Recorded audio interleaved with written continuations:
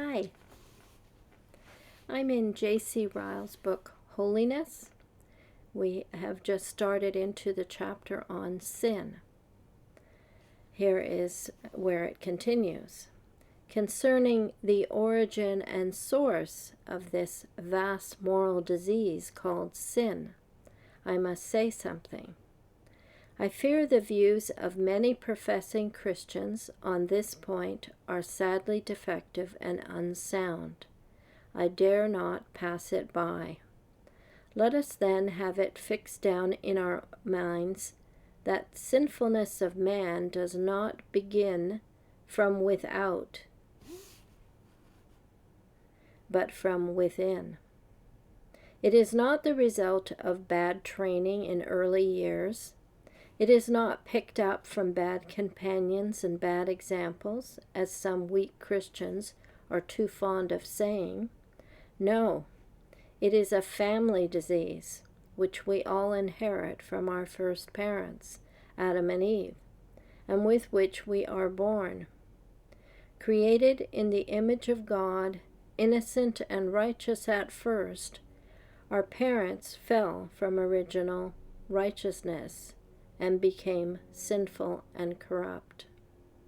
And from that day to this, all men and women are born in the image of fallen Adam and Eve and inherit a heart and nature inclined to evil. By one man sin entered into the world. That which is born of the flesh is flesh. We are by nature children of wrath. The carnal mind is enmity against God. Out of the heart, naturally as out of a fountain, proceed evil thoughts, adulteries, and the like. There were several scripture references here because these were all part quotes, so they'll be listed in the description. The fairest babe that has entered life this year and become the sunbeam of a family is not, as its mother perhaps fondly calls it, a little angel or a little innocent, but a little sinner. Alas, as it lies smiling and crowing in its cradle, that little creature carries in its heart and the seeds of every kind of wickedness. Only watch it carefully as it grows in stature and its mind develops, and you will soon detect in it an incessant tendency to that which is bad and a backwardness to that which is good. You will see in it the buds and germs of deceit, evil temper, selfishness, self-will, obstinacy, greediness, envy, jealousy, passion, which if indulged and let alone will shoot up with painful rapidity. Who taught the child these things? Where did he learn them? The Bible alone can answer these questions. Of all the foolish things that parents say about their children, there is none worse than the common saying, "My son has a good heart at the bottom." He is not what he ought to be, but he has fallen into bad hands. Public schools are bad places. The tutors neglect the boys. Yet he has a good heart at the bottom. The truth, unhappily, is diametrically the other way. The first cause of all sin lies in the natural corruption of the boy's own heart, and not in the school.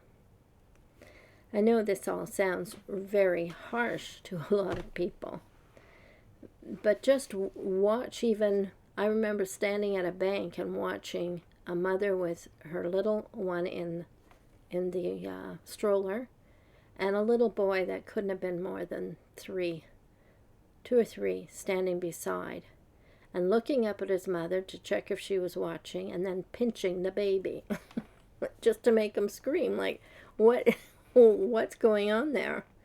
I think I'd make children. They might be innocent compared to adults, but they're not innocent. They do have sin in them. I also recall when I was teaching children Sunday school, I asked them one day how many of them had been practicing being bad today.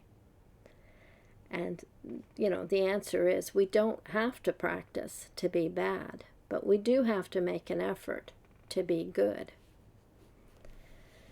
Blessedly, God has provided us a way to lift us upward out of our downward inclination. I'm going to link to a short little video I did called Orthodox, a poultry parable.